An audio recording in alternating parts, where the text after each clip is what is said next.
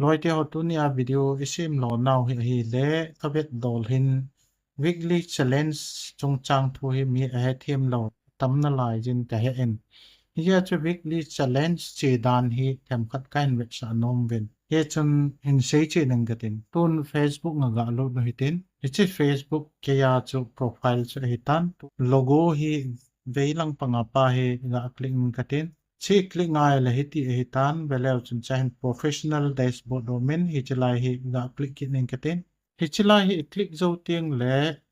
veleu chun hi chalai achung langa kamin umna don hi ga click katin chi veleu chun achung hen weekly progress akitin ke ya he complete hi ta ji chun complete akititan cha hin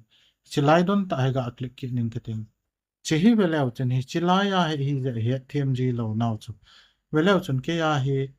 HA weekly challenge ka bol na star thok na di khat sa lo hin star thok na ding pa a ho ka bol lo hin ke hin star ki thok tu ti jong hi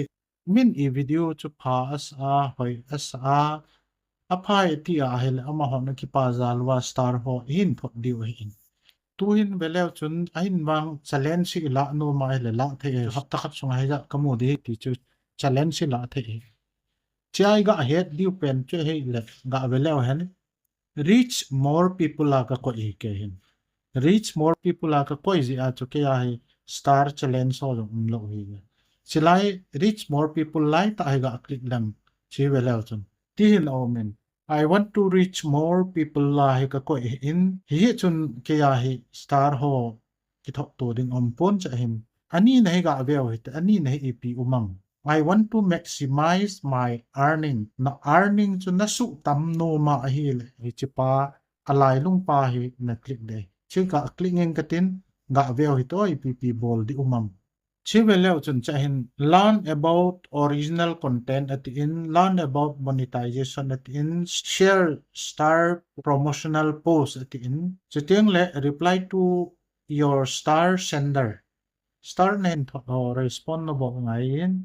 Sitting like create a recognition post for your top star senders. Star 9 top pen ho to recognize na bol ding tin hi je. Hi chichang hi o min maximize earning kitin. Tuin chi ga khial ki nutin ga avete. Maximize earning kiti la hi ga click ki ni ta ga click ki ni ten anoi pen hin ga ko yote. I want to get a quick start on Facebook kiti pa.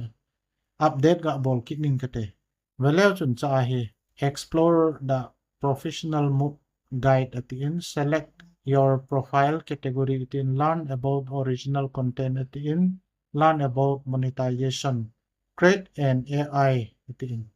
hicho hi in ken